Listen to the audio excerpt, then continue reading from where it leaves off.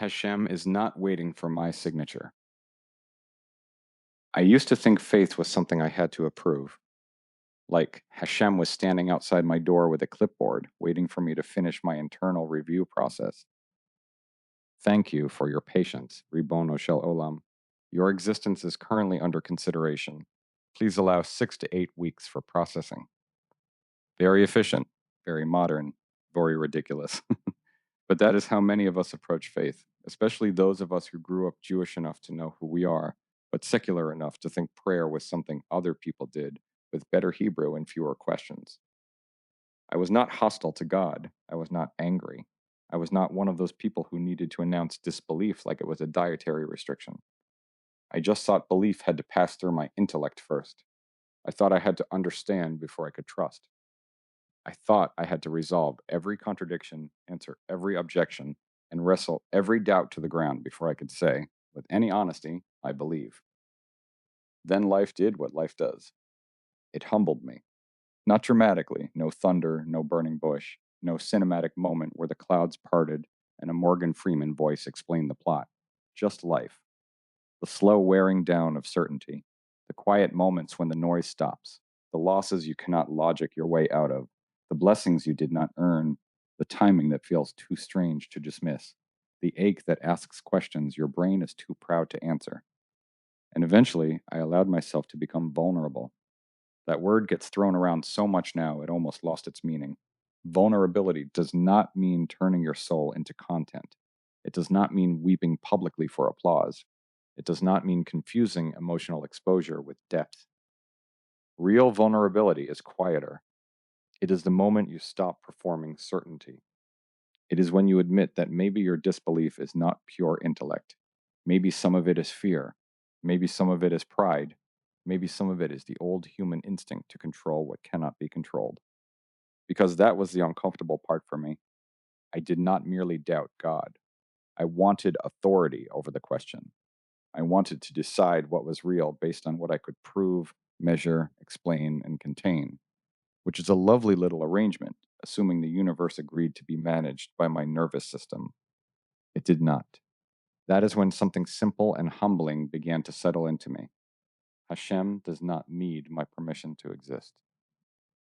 He was not waiting for my logic to catch up. He was not diminished by my doubt. He was not made greater by my belief. That realization did not make me feel small in a humiliating way. It made me feel small in the way the ocean makes you feel small, or the night sky, or standing at the hotel and realizing that your personal drama, as real as it feels, is happening inside a story thousands of years older than you. There is relief in that, a strange, beautiful relief. Because if Hashem does not depend on my certainty, then faith is not a performance review. It is not a test I pass by pretending I have no questions. Judaism was never afraid of questions. We argue with God. We argue with each other. We argue with dead rabbis across centuries of commentary. We have turned disagreement into a sacred cardio workout. The Talmud is not exactly a pamphlet. But Judaism also teaches that questioning is not the same as drifting. Doubt is not a destination, it is a doorway. The question is whether you walk through it with humility or decorate it and move in. The Shema does not begin with prove, it begins with hear. Shema Yisrael, listen, Israel. That one word changes everything. Faith begins when we become willing to listen before we demand control, to hear before we explain, to stand inside mystery without immediately trying to reduce it to something more comfortable. And maybe that is why the Shema is so powerful. It is not a philosophy lecture. It is 6 words. 6 words that carried Jews through exile, pogroms, inquisitions, gas chambers, rockets, tunnels, campuses, and every empire that thought it would be the final editor of Jewish history. Shema Yisrael, Adonai Eloheinu, Adonai Echad. Hear, O Israel, the Lord is our God, the Lord is one. Not the Lord is obvious, not the Lord is easy, not the Lord has answered all your emails. One, that is the anchor, one ultimate reality, one moral center, one authority above kings, mobs, algorithms, professors, politicians, terrorists, and whatever outrage is trending before lunch. And when you accept that, Even imperfectly, something shifts. You stop needing the crowd to certify truth. You stop confusing confidence with wisdom. You stopped treating your own doubt like it is the supreme court of the universe. This does not mean faith becomes easy. It means faith becomes honest. Faith is not the absence of questions.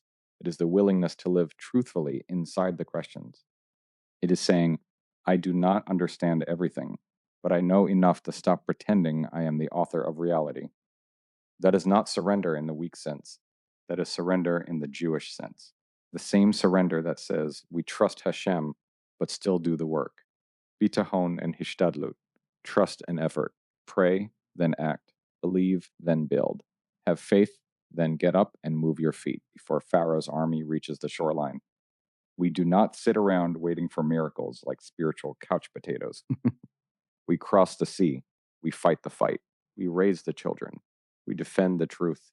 We light the candles. We say the words even when our voice shakes. Because faith is not passive. It is not a warm feeling. It is not a theological weighted blanket. Faith is orientation. It is the decision to face reality with Hashem at the center instead of the self. That was the part I resisted most, because the self loves being at the center. The self wants to be judge, jury, rabbi, therapist, historian, and weather app. The self wants to say, I will believe when I am satisfied. But the soul eventually whispers back, who made you the gatekeeper? That whisper changed me. Not all at once. I am still me, still sarcastic, still impatient, still capable of turning a minor inconvenience into a full biblical lamentation. Ask anyone who has seen me deal with bad Wi-Fi. But something softened, something opened. I stopped treating faith like an argument to win and began treating it like a relationship to enter. And relationships require vulnerability. You cannot love from behind a locked door. You cannot trust while demanding guarantees. You cannot encounter Hashem while insisting he first fit inside the little box your fear built for him. At some point, you have to stop negotiating with mystery.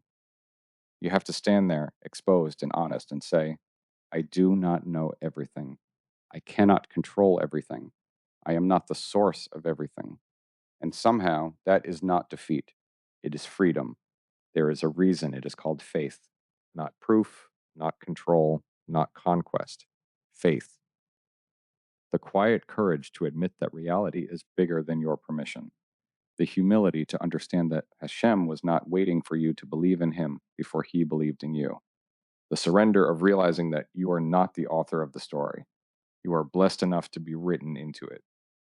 If you enjoy my writing, support me by buying my book, Screaming into the Void, available on paperback or Kindle on Amazon.com.